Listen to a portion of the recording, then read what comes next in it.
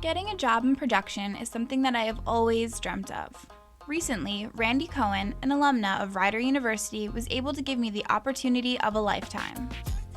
I was able to work in the field as a production intern on the film The Undying. Randy is currently a freelance production coordinator in New York City.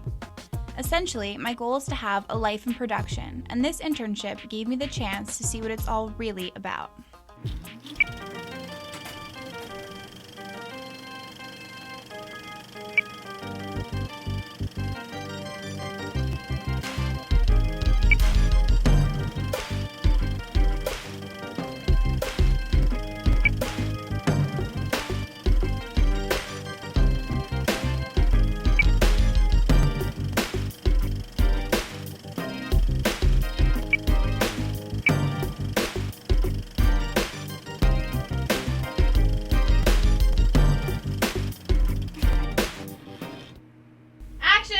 In the pre-production phase of The Undying, I worked in the production office alongside Randy.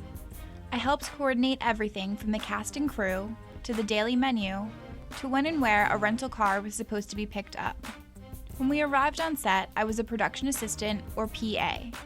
I was asked to do many different tasks on a daily basis. One of the more common tasks was going on runs.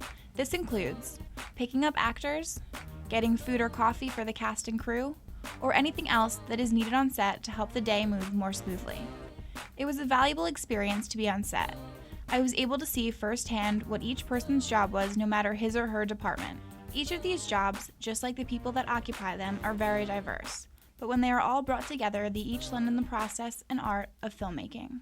Like I said, each job and person is different, and I met a lot of characters on my journey.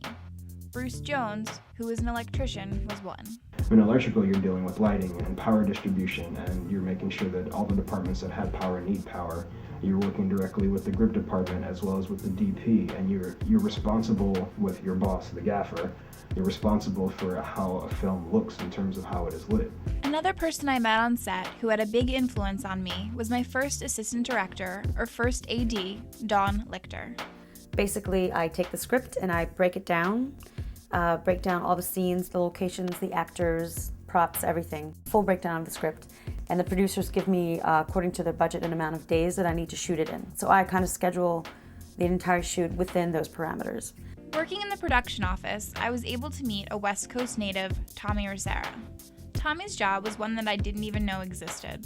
I was the line producer, which is basically the same thing as a producer, but it's just dealing with the physical aspect of making the film as opposed to anything creative. There's, that's probably the biggest difference between a producer and a line producer is the producer is more creative input.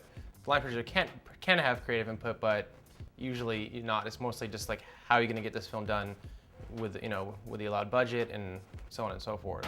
The crew member that I had the most admiration for was the film's producer, David Flynn. David began his film career acting in the late 80s. He has also written several screenplays, including The Undying. But there's so many people involved in making a film successful. And everybody who worked on this film had a really strong commitment to it. Everybody who worked on it said, I love the script, I want to be involved in this, including the actors who were passionate about it. We had a terrific cast. While taking production classes, I've had the opportunity to cross paths with other industry professionals. I encountered Jerry Zecker, part owner of Autopilot Films. I will be the 2006 Dolphin Rodeo champion, and this isn't a lampshade on my head. Right now I'm working on a lot of different projects. Some are in development, some are currently going, and some I'm wrapping up. And then one of my ongoing projects is doing a series of webisodes at Webster Hall about the events that go on there, the people that work there, the history of the club. In this line of work, I have seen that forming partnerships is essential. Greg DiDomenico, Jerry's friend and business partner, is an example of this. I'm a union camera assistant on large budget commercials, motion pictures, music videos, television, whatnot. So that brings in the majority of the money while we're trying to get Autopilot off the ground. I want to have a production company. You know, I want us to work on what we want to work on, and I want to get paid to do it. Each of the people that I have met on this voyage have had a great deal of input on how the final project turns out, and I have learned a lot from them. Most of this wisdom has been very useful to me while directing my own film.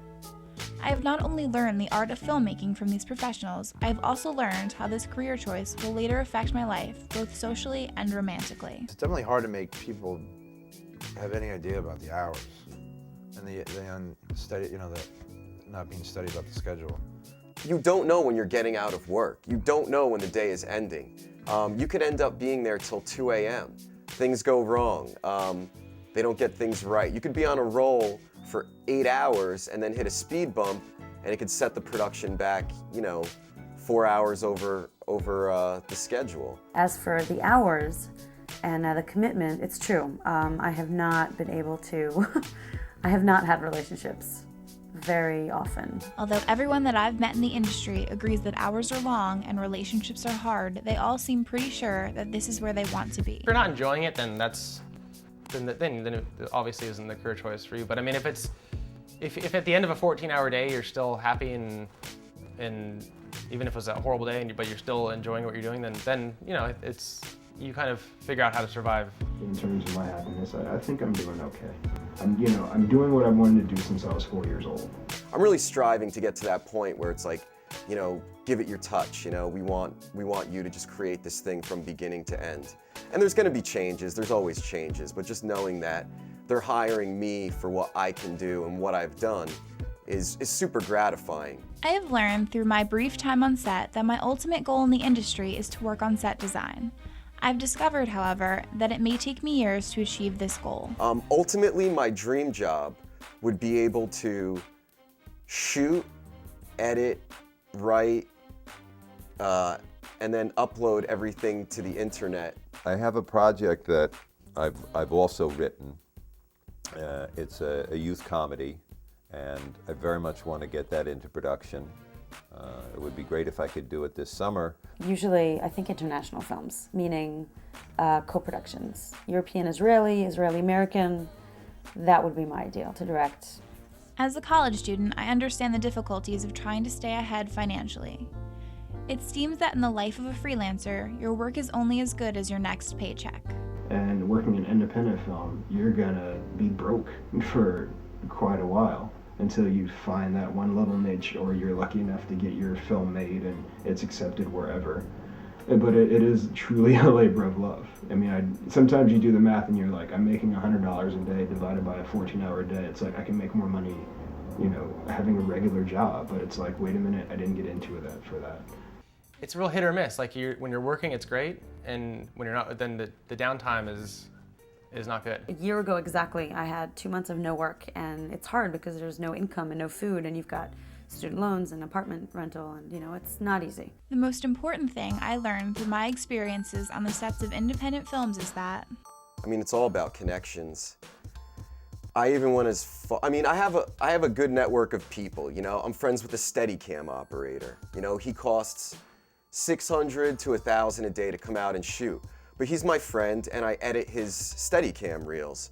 So whenever I need a Steadicam, I mean, he'll come out for nothing on one of my projects, or if I'm doing a low budget thing, he'll come out for like $300, you know, $200. So that's just, I mean, that's more of that's a connection and it's an asset. You know, everybody you meet, let them know what you do, and they refer you to people when they hear that there's a need for you. The first job I got was completely a connection. I think a fellow film student of mine that also graduated was working at a popcorn store, and his manager at the popcorn shop got some, you know, one of those trust fund kids, got some money from his dad, from his parents, and made a movie, and it was his first feature film, and he took him in to be his AD. Ironically, that's the guy that I replaced on film on the set, but he got me into the film as well. And I met a lot of people there, which led me to other jobs. I think that having a good relationship with Dawn and other professionals in the industry will help me further my career and achieve my goals. It seems that if you prove your abilities early on in your career, you can get very far. Because after all, it's all about the connections. Okay, great. I will see you tomorrow. Bye.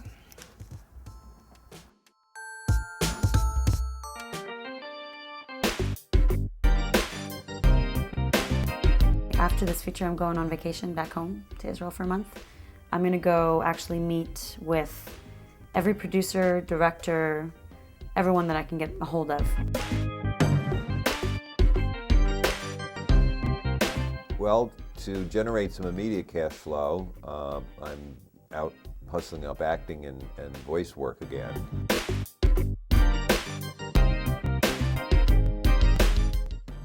But I know that I'm, trying to do all I can to break free of, the system. Like, I want to represent so well, I want my work to represent so well that when people hire me in the future, they're hiring me for my input, for my work. I don't want to be a taskmaster. And I love doing all different types of stuff, so having the options to do documentary, do music videos, do live music, do narratives, do, event coverage, do whatever the fuck I want to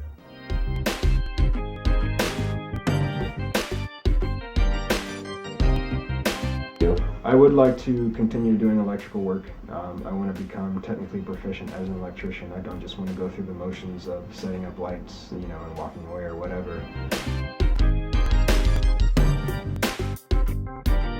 I would love to get just from go to feature to feature. Sometimes I work in TV during the downtimes, which I don't like, but I would like to get on another feature, soon.